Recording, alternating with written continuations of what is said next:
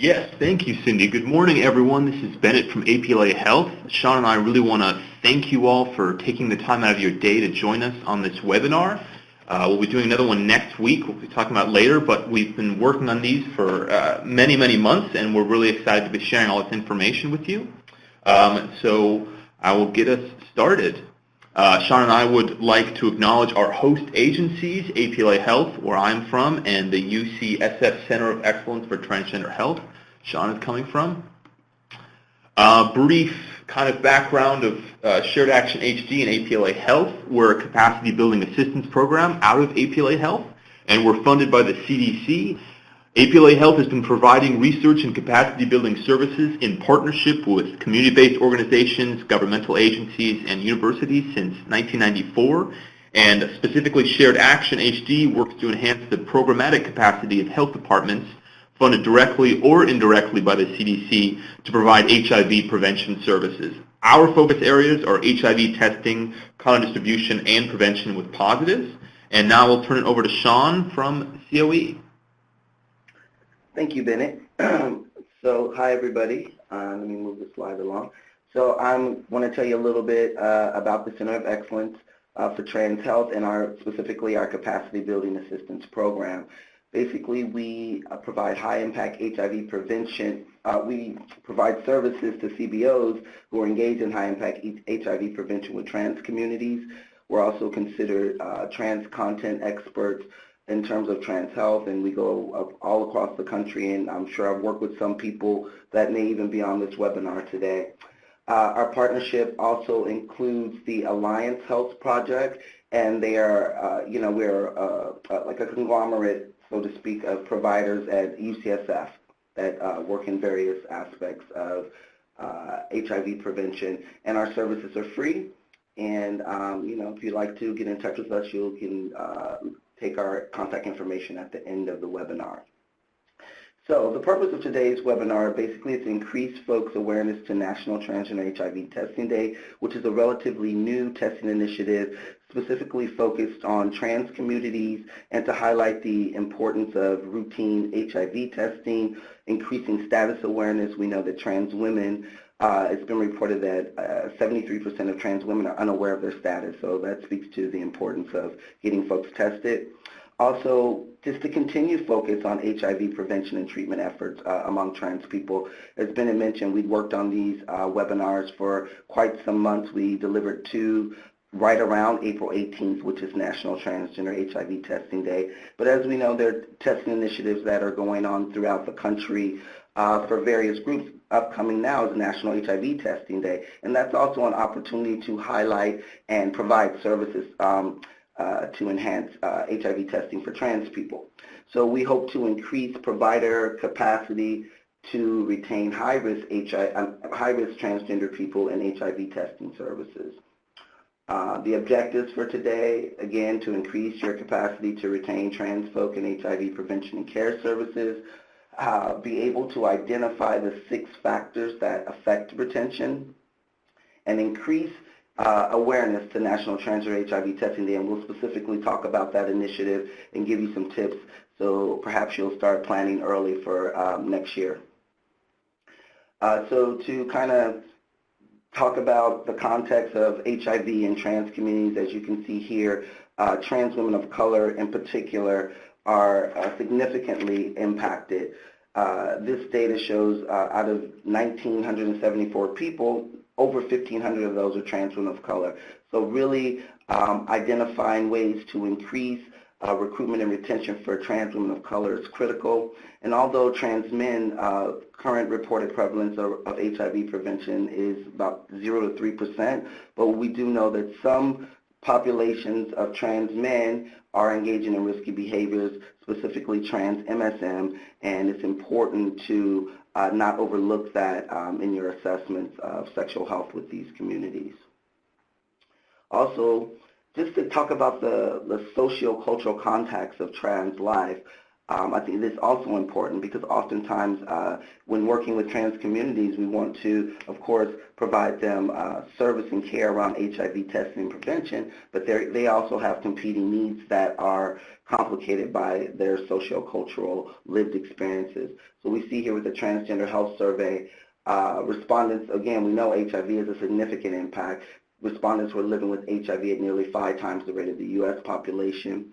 We also see that going in for services is problematic. Over a third of trans people who actually got in to see a healthcare provider in the past year had reported having at least one negative experience, which speaks to the need for training and cultural humility and competencies around working with this community if we're going to be able to recruit and retain them in HIV prevention. And 40% have attempted suicide in their lifetime. And as we'll see on the next slide, one, that's a starking statistic to me every time I read it. But when you think about the context in which folks are living with all forms of discrimination in healthcare, housing, we see 4 times more likely to live in poverty, 3 times higher unemployment rate. And so these competing needs, worrying about your day-to-day activities, will exacerbate mental health symptoms for folks. And also lastly, we see here nearly half reported being verbally harassed in the past year, and that's a very common occurrence for many trans folk. All right, that just wanted to kind of lay the framework so we can think about ways that we can address some of these competing needs while we're doing HIV prevention. And so want to get a sense of what's going on for folks. So if you could just write in what are some of the primary barriers to retention with trans individuals at your organization or your local community where you work. And we'll talk a little bit about it.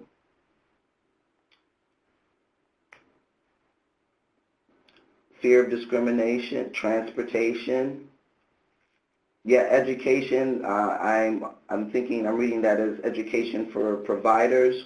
Oh wow, there's a lot. Yeah. All right. So good. Folks get it. All of those things are contributing to retention.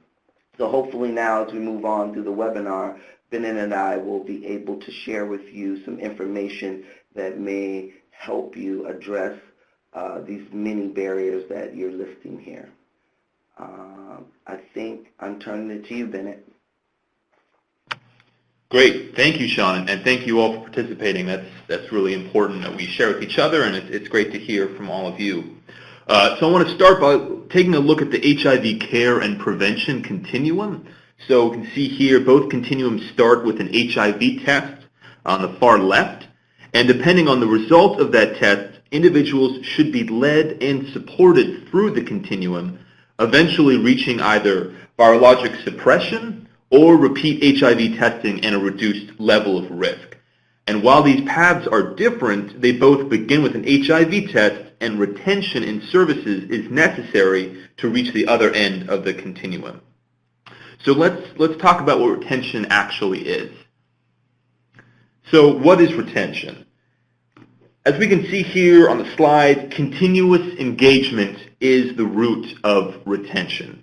So consistent interaction with the program is important, as well as engaging clients in the service itself. So some examples would be maintaining client participation for the entire intervention cycle. If we're dealing with a multi-session or either group level or individual level, having those clients coming into all the sessions so they're getting the full experience. And of course, adherence to PrEP and ART if those are the interventions that are being implemented. And let's go into what a retention rate actually is. So your retention rate is the number of clients that are currently engaged divided by the number of clients that were initially enrolled. Fairly straightforward. And so the purpose of this webinar is to address the question, what might be affecting your program's retention rate with transgender communities? So there are 2 questions we need to be asking of our programs. And they may seem redundant, but they're actually very distinct questions and will have distinct answers. The first being, what elements of your programs are actually engaging clients and increasing their likelihood of staying? So why are people staying? And on the flip side, what elements of your program are increasing your clients' likelihood to leave and disengage? Why are they going away? It can be easy to write off clients leaving as being the result of them not wanting the service, but that's often an oversimplification. And this webinar will go through some of the elements that might be impacting your client's decision of whether or not to remain in service. And so, Sean, I don't know if you want to go through this next polling question. Yeah, thank you, Bennett.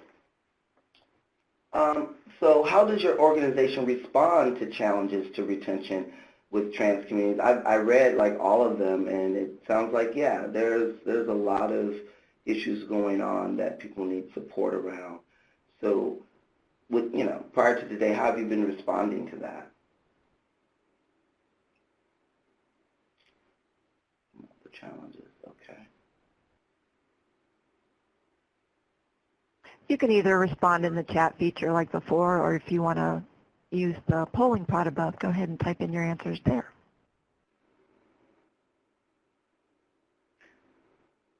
Are they coming through?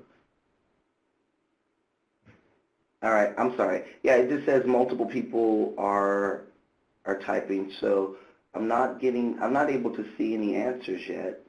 So I don't know. Let me give it a second. I think most people are using the polling pod. They're comfortable with that. Okay, here we go. Okay, good. Yeah. Great.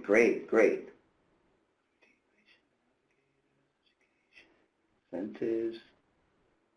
These are all great ways to retain people, to get them interested in staying there.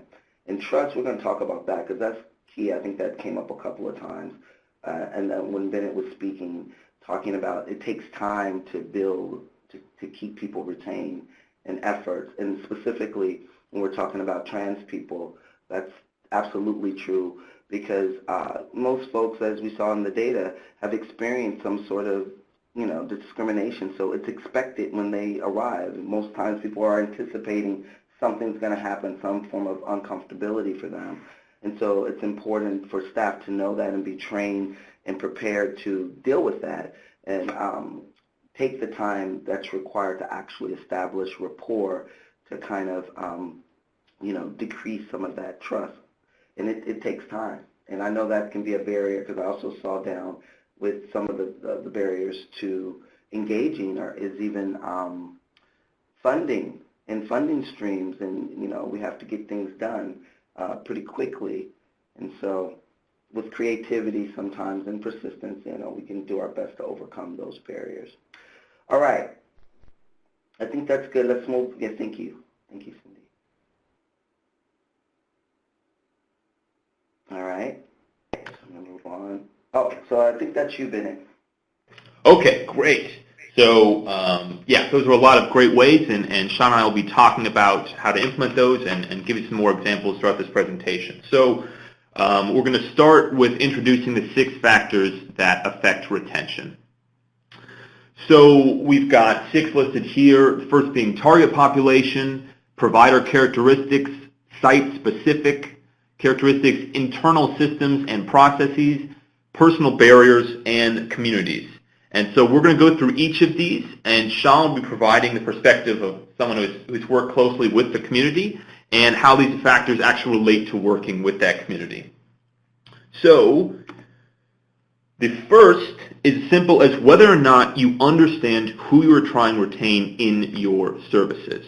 Do you have a sufficient knowledge source about your priority population?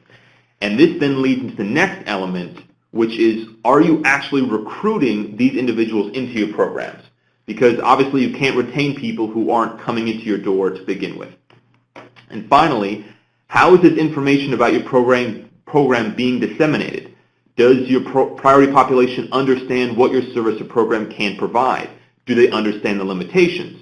When reaching out to your priority population, you need to ensure that they fully understand the scope of your service or program so they can make an informed decision about whether or not they want to engage. So now Sean will go over how to actually improve this factor. Thank you, Bennett.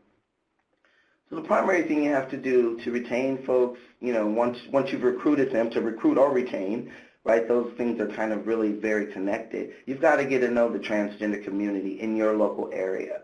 And that requires finding out where trans people are and delivering your outreach efforts there. trans folk, we know that folks are online quite a bit with social media. Even before social media was social media like it is today for most of us, that was the way that trans people were able to connect and have groups and forums and meet each other and support each other. So those are critical, getting in there, having a social media presence, and making sure that your marketing material and strategy are in alignment with what would be acceptable and appropriate and relevant for trans communities. Also, identifying the leaders and gatekeepers or mothers.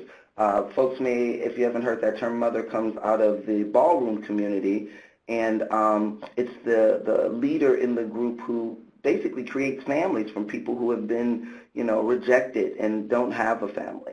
And so, but these people are very influential in delivering, delivering information to their peers, right? So it's very important to build community there. That's going to be the first place to start, because you're going into a community that has a lot of distrust, and you're not from that community.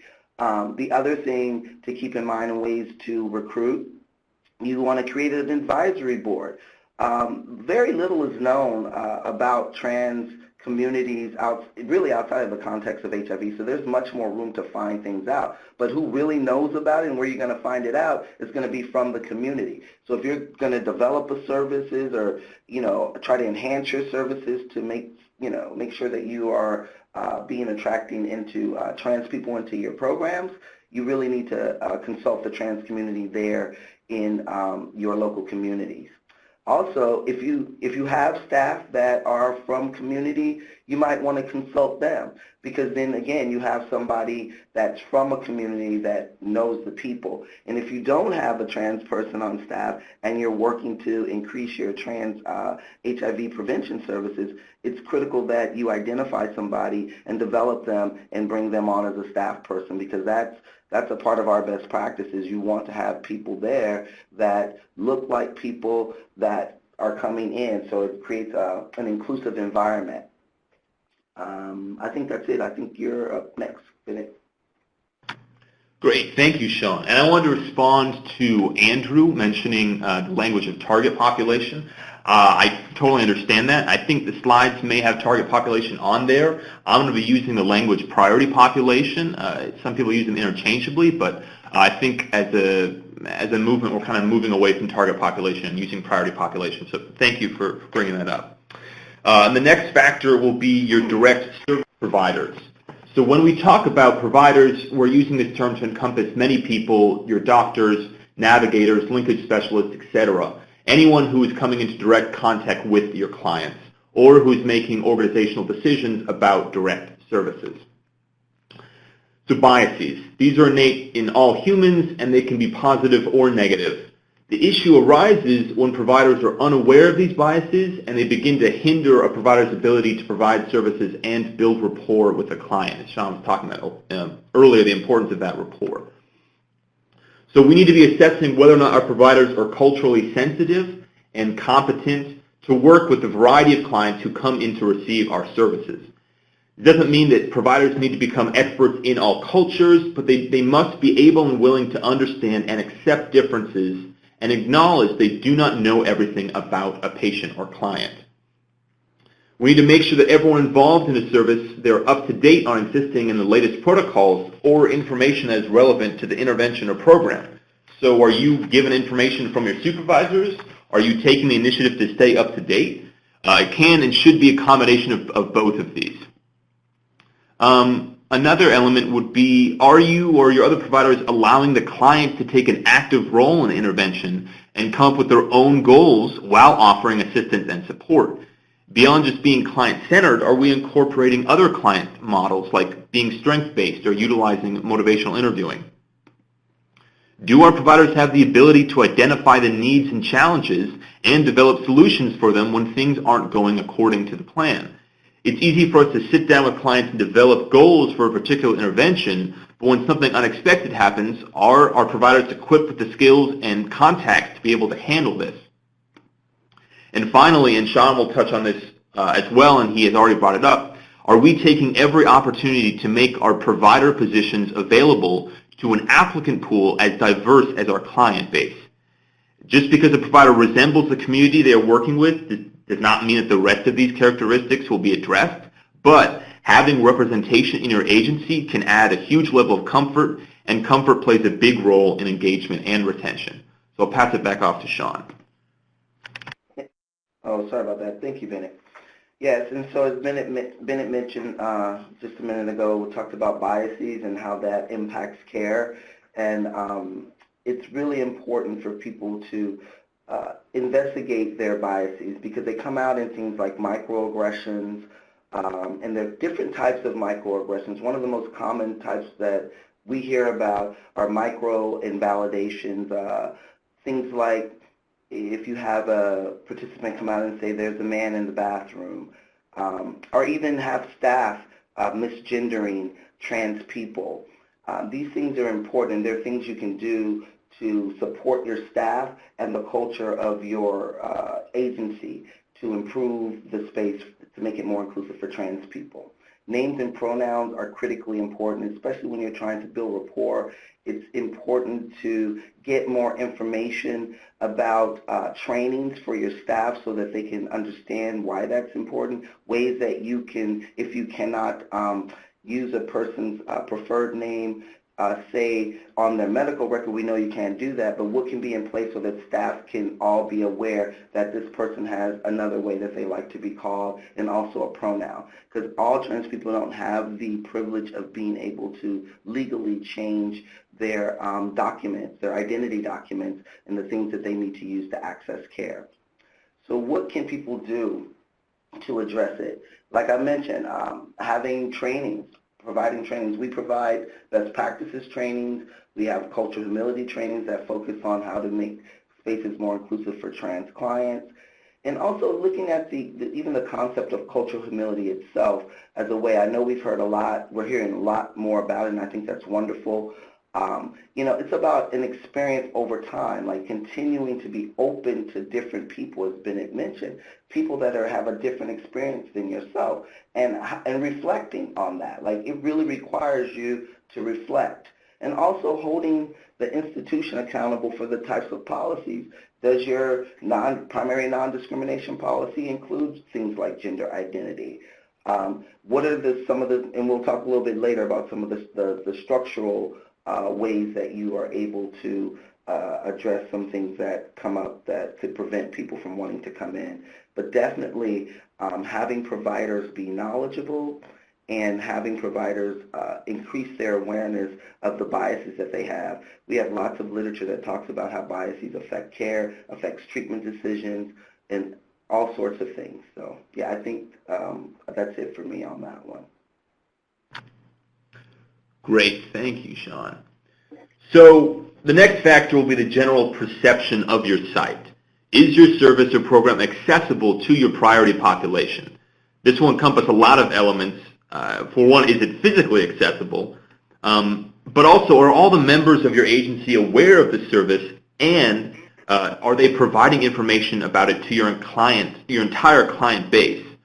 Accessibility is also a measure of whether or not an individual feels comfortable seeking out or returning to your service. This relates to the environment and atmosphere of your site. Is it warm and welcoming for all clients?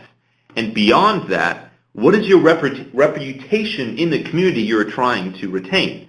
What is your level of credibility? If a community doesn't trust your site, chances are they are not going to come in and engage with your services.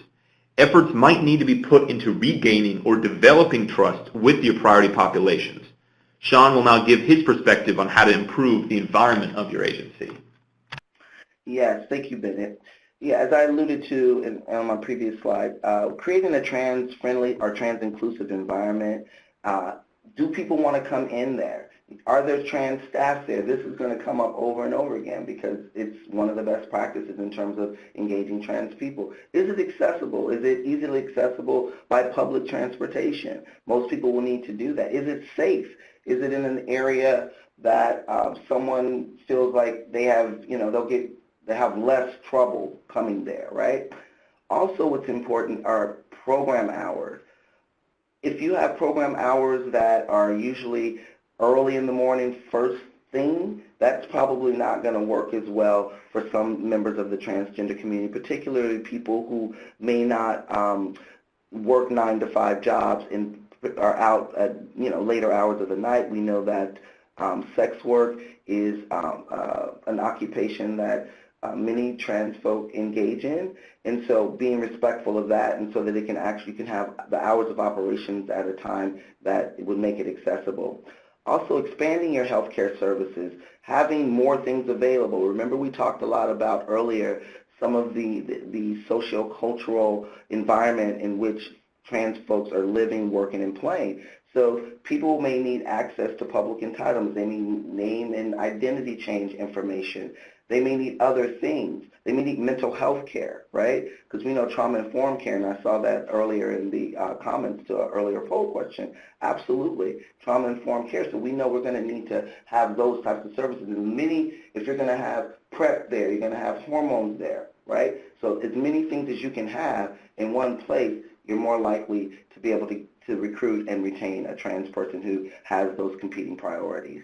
And we've also talked about the environment. As Bennett mentioned, having a friendly environment, not for all clients, and being mindful of that, knowing that staff are knowledgeable of trans experience and how to talk with somebody, how to ask someone about their pronouns or their name in a way that doesn't come off in a negative fashion. Also, are your forms, are you having forms that are inclusive? On our website at transhealth.ucsf.edu, you could find information on trans inclusive data collection. On your forms, do you have a place for trans people to identify themselves? Right? There are many ways in terms that transgender people use to identify themselves, and as many as you can have there, the better. And also giving people a place to change from time to time. So you want to update your forms and also continue to ask the questions. Do you have restrooms that are for everyone? Do you have an all genders restroom? Do you have single stall restroom? Do you have the ability? That's usually one of the easiest things to fix. That's a very low threshold change that can be made in many organizations. Also the decor, often we may not think about that. Do you have positive images of trans people about, or have neutral things about, so it's not so gendered or specific, so that the person will feel like, oh, this is a place for me. And if nothing feels better than to go in and see a magazine with somebody of trans experience and you're in the waiting room, you're like, oh, wow, okay. Yeah, so things like that. You want to make sure that you're creating friendly and inclusive environments if you want to recruit and retain trans people in your HIV prevention and care services. Bennett? Thank you, Sean. And as Sean mentioned, some of the things that are available on their website, they have a lot of great resources, and we'll actually be talking about those a little later as well. So the next factor would be, how are your internal systems and processes actually set up? First, all services and programs should have comprehensive implementation plans. This is going to allow you and your staff to be fully aware of all the protocols that are in place and all the other important elements of your service. Having protocols in place allows for consistency and a more effective relationship. It helps you identify what does the client flow look like. Is there a process when a client comes in very early or when they arrive late? What's the process for waiting for an appointment? Also, how are we keeping in contact with our clients? How do they know when to come back in or when they have an appointment coming up? Not all clients are going to want to be contacted the same way, and some will not want any communication at all. The spectrum of preferences will need to be considered when designing the protocols of your program. And having these protocols will allow you to format your interactions and be as client-centered as possible. Finally, how are you evaluating your programs and your providers? Quality assurance is a very important process, especially if you're trying to improve your retention rate with a specific population. You need to know where you are to get an idea of where you want to go. So Sean will now talk about how to actually design your program. Thank you, Bennett.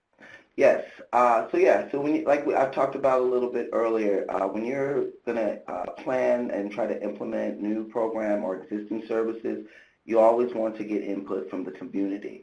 That's one of the best practices for HIV prevention with trans communities. You got to get the input from the community to know if it's going to be acceptable, appropriate, or relevant to the needs of the community.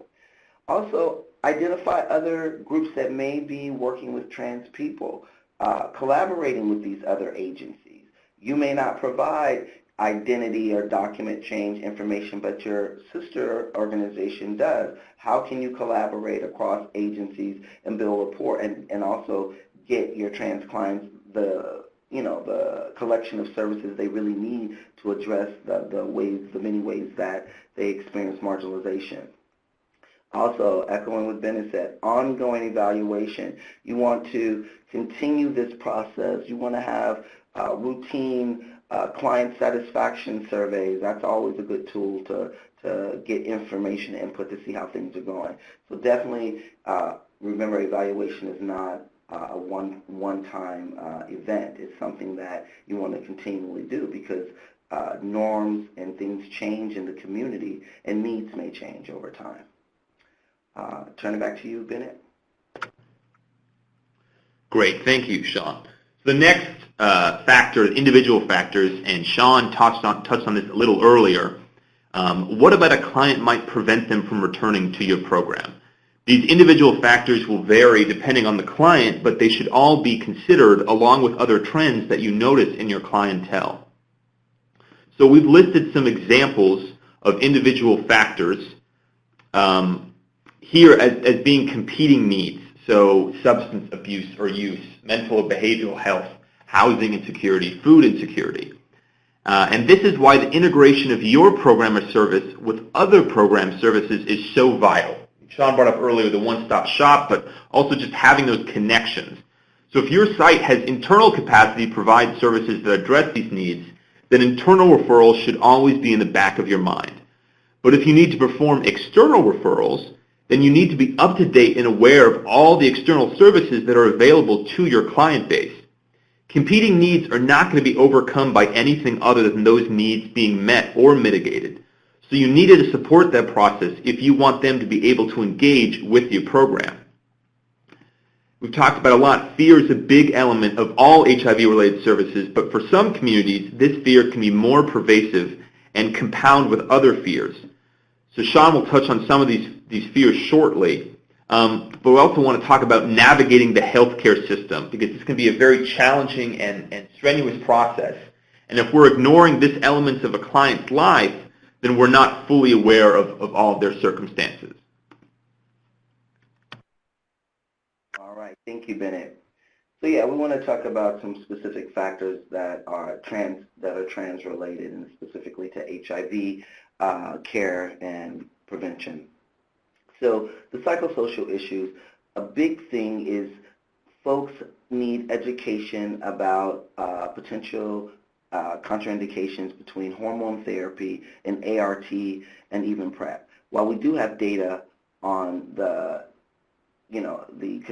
way that ARTs interact with hormones and that they're safe to continue to take, folks need that information because if there's misinformation being exchanged in the community, which is primarily where trans folk get their information, which is why it's key to identify the leaders and make sure that they're educated, right, about what's the actual truth of the matter.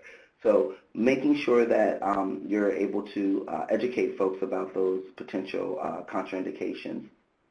I've talked about this earlier, negative past experiences with providers, just understanding that it's likely that the person before you is already expecting something negative to happen. And so it's an opportunity for providers to get information, get themselves trained, and be prepared to help mitigate those fears.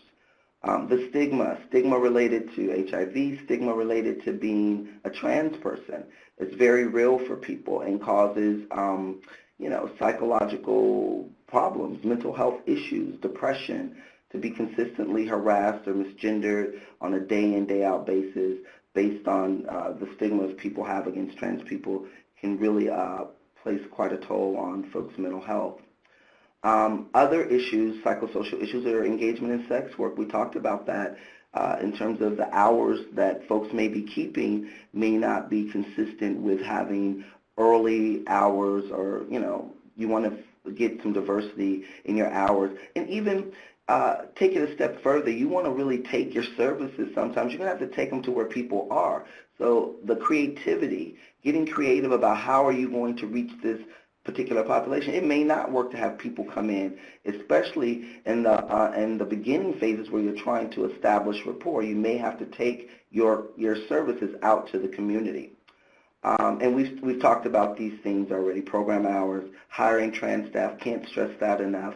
And having services, as Bennett mentioned, totally making sure your internal process is connected, so that people can be, if they need mental health care, you have mental health set of services, you can connect them with that, and have an easy handoff and transition with that as well, to kind of mitigate, again, some of the fears people may have about coming in general for services.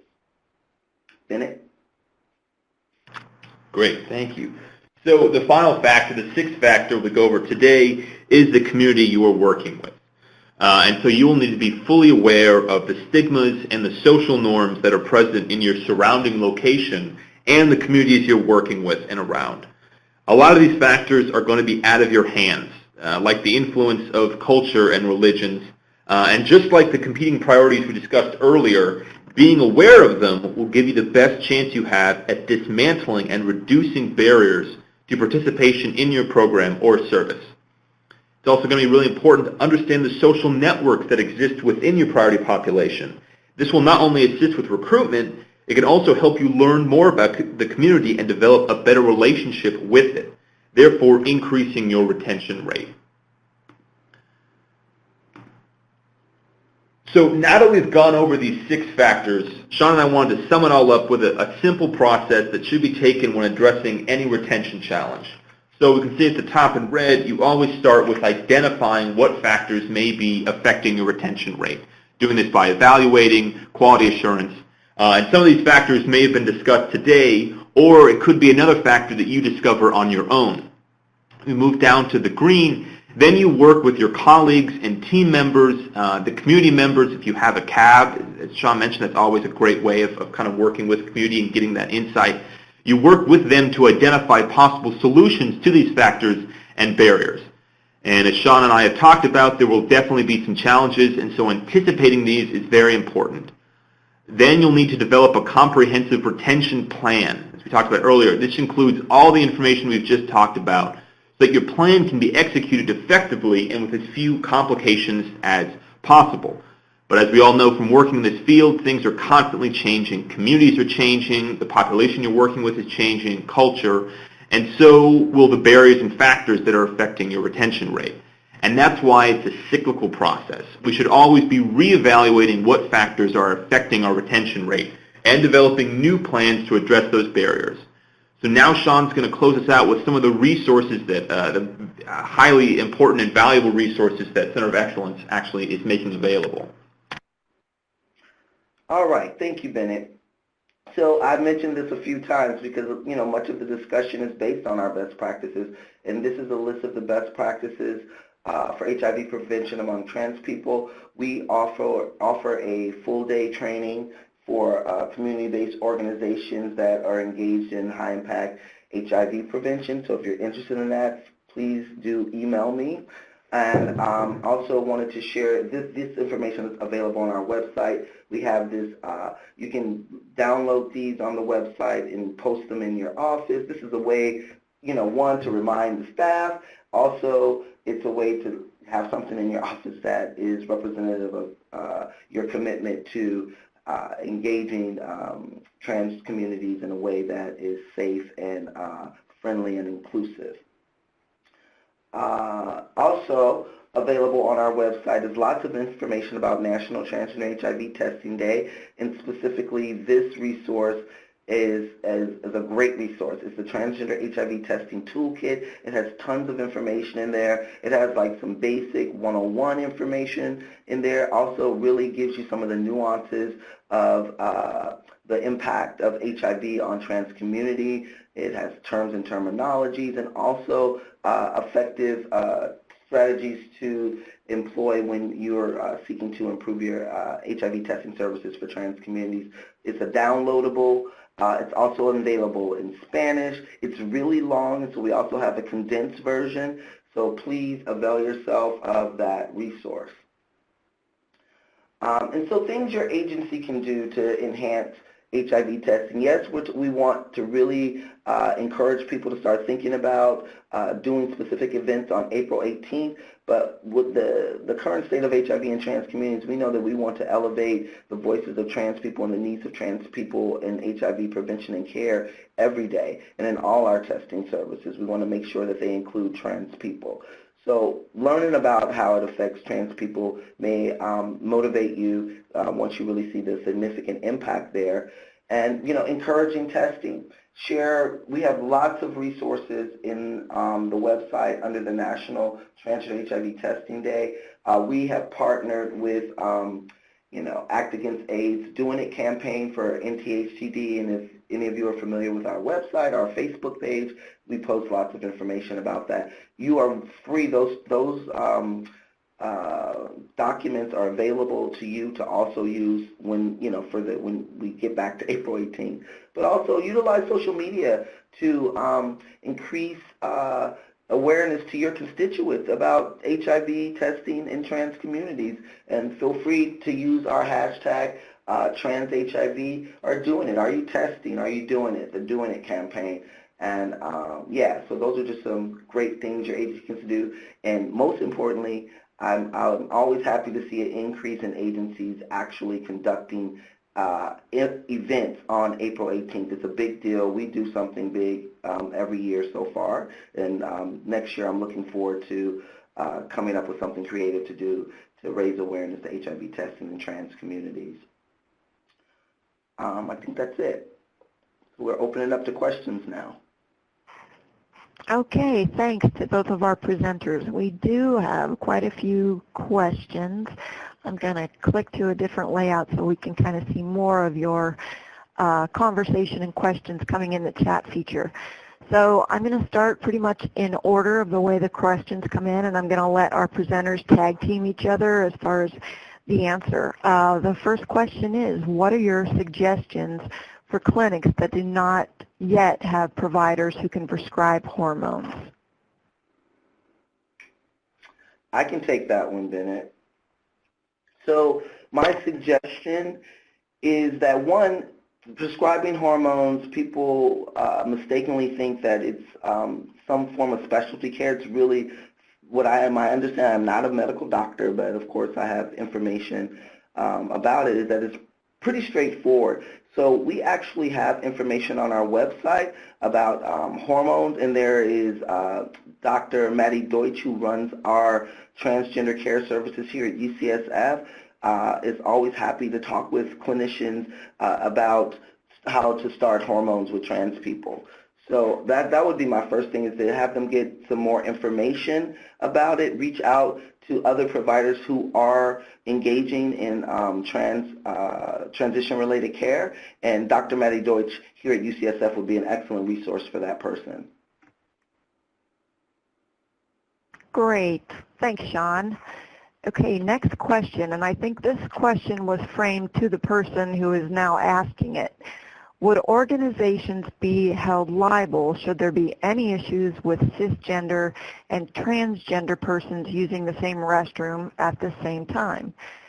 Such an accusation of assault in either direction. Okay, so let me try to understand the question. Read it one more time, Cindy. I'm so sorry. It's about organizations being liable if something occurs in the bathroom when people are using the bathroom. That's what it looks like to me, yes. Okay. Now, I am aware that, certain states have laws on the books that indicate, that are discriminatory against trans people, that state that you must use the restroom that is in alignment with your sex assigned at birth, right? So that's going on in one state in particular. Outside of that, if there is no law on the book, I'm not a lawyer, so I don't know, but I don't see where the problem would be if someone were using that and just for information purposes, I'm unaware of any circumstance in which a transgender person that was using the restroom has assaulted or engaged someone in inappropriate ways ever. I've never heard that. Yeah, or even an accusation of assault. Right. Okay, okay, next question, and thank you first.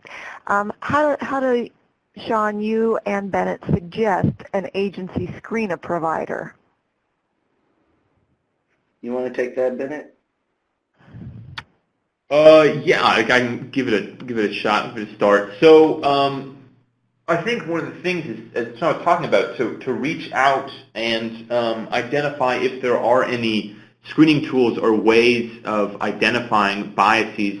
Another thing is going to be potentially making sure that your staff are trained once they are hired. I mean, we're all going to have biases and imperfections and bringing in our own stigmas. And so the strength would be in finding a provider who's willing to learn and willing to engage and increase their own capacity and their own value to the agency. Yeah. Great. I agree. Thanks, Bennett. Go on, sorry. Go ahead. No, I was just going to add, like, in terms of trans-specific things, some things I've heard. I know one organization here in San Francisco, I was really impressed to hear that they have actually included questions just in the interviewing and onboarding process, right? So where folks are asked things about, pronouns and gender and stuff like that. So I think the more you think about that at the beginning, and additionally, like, someone can be onboarded, but where is the training after that? And it needs to be ongoing training and conversations. Biases are something we all have. We're not going to get rid of them, but there are things that we can do to increase our awareness to them, because the more we increase our awareness to the bias, the more that we can intervene before it becomes a problem where we have acted inappropriately or didn't make made a treatment decision hastily. Excellent. Thank you both. Okay, the next, I think I have a double question and a comment, so I'm just going to read it. How do you ask providers to learn protocols for gender reassignment, and what is needed for insurance providers, which in the South is always fighting so that they don't have to pay? Okay. Can you paraphrase? I'm not sure what's being Yeah. Okay, first let me just do, how do you ask providers to learn protocols for gender reassignment? How do you ask them? I'm not sure how to answer that. How do you ask them to learn that? Okay, and I didn't... That's usually a specialty. I mean, gender reassignment surgeries and hormone replacement therapy are two items on the menu for transition-related health, right? So hormones, it's just a hormone. You just prescribe it and monitor the patient and do blood work, like you do if you were to prescribe testosterone for a cisgender man who maybe had low testosterone. You would order the testosterone, they would, take it, and you would monitor them. In terms of gender reassignment surgery, that's more of a specialty, right? So that's not about asking a provider to provide that. It's about asking a provider to be knowledgeable about transition-related health for their transgender patients, and one way they can get information about those types of things, like I said, we have tons of information directly marketed to clinicians on our website for basic things like hormone replacement therapy and sexual health screenings and so on and so forth. So you could do it like that and get more information, but you would refer out for gender-affirming surgical procedures to a surgeon. I don't know, does that make sense? Yeah. I think so. And I didn't record who the asker was, so if you want to weigh in, if that was your question, feel free to use the chat feature. Cindy, I just also want to acknowledge that, yes, it is critically tough in the South, absolutely, 100%. And that's why we need to develop trans leadership and have people able to continue to advocate, because that's how we're going to be able to kind of overcome that. There's a lot of work to be done. I'm not trying to minimize that experience, so I don't want to give that, have people think that. I totally understand it. Great. Thanks, Sean. Okay, next question. when we are so focused on providing quality services, how do we fit into our busy schedules addressing the underlying social determinants of health? Yeah, that's a professional question, right? Yeah. We have to be creative, and we have to understand what we can and cannot do. So it's not about asking people to do all of these things. There's some things you may not be able to do, but as best you can, and that's why it's important to collaborate and identify where maybe these resources are happening. Now, if you are treating trans people in a specific environment and they have these competing needs, how are we fully really addressing their health? Because, you know, health isn't just the absence of disease, right? Health is about housing, right? It's about a lot of other things that aren't just about disease. So yeah, it's hard, and I can just say it requires creativity, commitment, and knowing your limits, especially when you're in an environment where there are much fewer resources and more significant barriers in you know, cultural understanding of trans people. Sometimes that may be where you have to start. I think that's a terrific answer. I can move on, or Bennett, did you want to add anything there? No, I definitely agree with Sean. Understanding your own limits and understanding what resources are available, and if all you can do is make that client feel comfortable in the environment with you, if that's all you can do, then that's providing quality care for that client. Great. Thank you both. Okay, we have just probably under 5 more minutes. I'm going to get a few more in. I'm not sure who you, the asker, is referring to, but it says you have suggested we hire trans community. As a director of a CBO in a conservative red state, a staff member who still engages in sex work could shut us down if it went to the media. What are your thoughts? My initial thought is, one, I totally get what you're saying and the environment in which you speak, we're asking for this to occur. But what I would say most directly to you, if you paid a person to have a job, they'd be less likely to engage in sex work. I support sex workers and sex work for people who decide to do that, and some people that's what they want to do. If the person is looking for something outside of that, and they had a job and they had a different option, they'd probably take that. So I think that might, you know, kind of negate that point about engaging in sex work, unless you're speaking of if someone had a past history. I think that's another question. Yeah. Okay. Thanks, Sean. Let me move on. What do you suggest on how to retain clients in care when they're dealing with mental health issues and homelessness? You want to take that one, Bennett? Yeah, I mean, these are going to be challenges that are applying to the entire client base, including your trans clientele. Once again, it's understanding what resources are out there, and it's working with the client to identify any sort of barriers sooner rather than later. And if a client, and making sure the client has a rapport with you and engaging with you. And so even just trusting you with the information that they are struggling with something is a step in the right direction, because then at least someone, being you, a provider, is knowledgeable. But yeah, these are going to be challenges that they're definitely going to come up. Agreed. Yeah, great. Thank you both. Okay, here's, I think, an easy one. I'm interested in trans-inclusive data collection tools you mentioned earlier. Do you know where they can be located? Yes, I do. So Great. we actually have some information on data collection for trans people. There's also the City and County of San Francisco. You can easily Google. You can find data collection specifically for analysis and reporting, which I'm kind of hearing in your question. You can find that online for both trans, or for gender identity, and also for sexual orientation. Great. Thanks. And if you want to send me either of those links, I can make sure the asker gets them, Sean. Excellent. I can do that. Okay, terrific.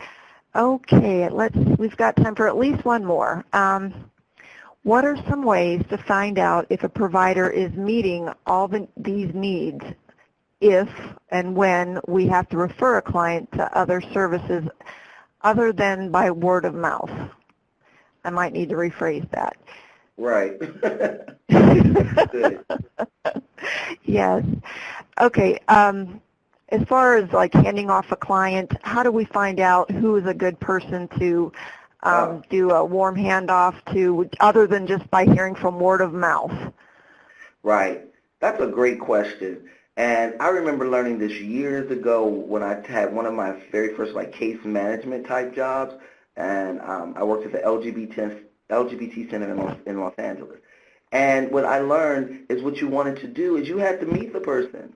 So getting engaged, being involved in different consortiums or professional groupings of people come together who are working on the same issue in the same community, if you have access to anything like that or create something like that, reaching out to other organizations that are doing this, making site visits, building connection and rapport. If you're serving, a sexual or gender minority and you want to do a handoff, especially in an area that, there may be more challenges than in other areas, building those relationships I found was really useful because then you knew who was there, because we know that we get our resource manual and we'll read it and it's obsolete the next year. You got to know the people that are doing the work in your community. That's great, Sean. Thank you so much. Okay, I'm trying to look for an easy one. This may not be it, but this will be our last question. Okay, is there a way to incorporate trauma-informed care into retention of HIV care for trans-specific populations? I mean, yeah, I would say, yeah, how to do that. I'm not an expert on that necessarily. Maybe Bennett could take this question.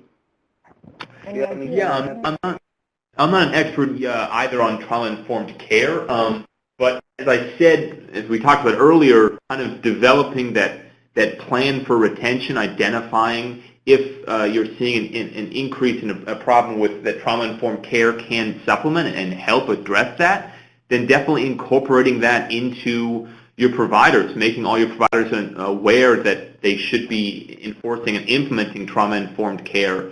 And if that's the heart of your retention effort, if that's what you feel is going to be most effective at retaining clients, then definitely your plan should be representative of the population and the barriers that you see them facing. Right. Great. Thanks. And we are about out of time. So first, let me thank our two presenters today. You guys were great, Sean and Bennett. Thank you very much. I do want to say there's a rich, very rich conversation going on in the chat feature, and we are not policing it. So any of the suggestions or links in there we have not reviewed. But on that note, I'm going to tell you I'm going to leave this webinar room open. I'm going to shut down the audio in just a moment. But if you haven't had a chance to download the slides, cut and copy any of the information that might be useful to you from the chat feature, you can do that. There's also a registration for the second webinar in this series, which is about prevention, I believe. But most importantly, we hope you complete the evaluation for today's webinar. And that's in the kind of the middle on the right where it says evaluation. You'll also be directed to go there once I shut this webinar down. But if your pop-up blocker's on, you won't get it. I will also be sending it out, but your participation in the evaluation is greatly appreciated. So again, one more big round of applause for our great presenters, and we hope to see most of you on the 19th for the prevention webinar. Thanks again, everyone. Have a great afternoon.